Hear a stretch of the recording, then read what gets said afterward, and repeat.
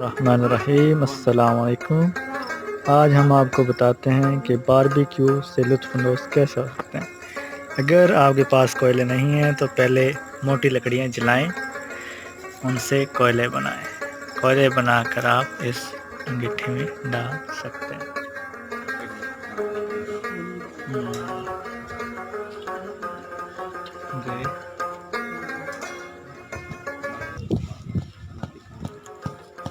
मिट्टी डालना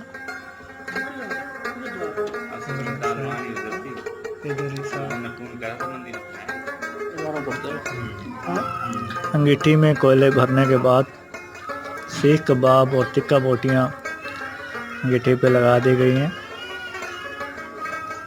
ठंडा मीठा मौसम हो, साथ में बारबेक्यू हो तो इसका मज़ा दुबाला हो जाता है। अभी हल्की सी बूंदाबांदी हुई थी और इसका फ़ायदा उठाया है हम लोगों ने।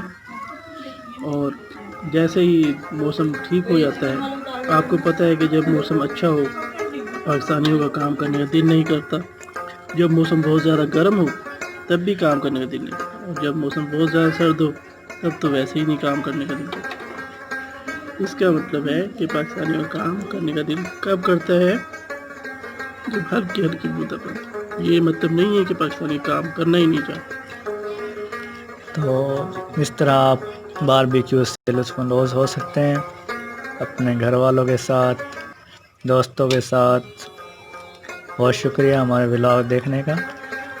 देखते रहें हमारा चैनल, सब्सक्राइब करना मत भूलें।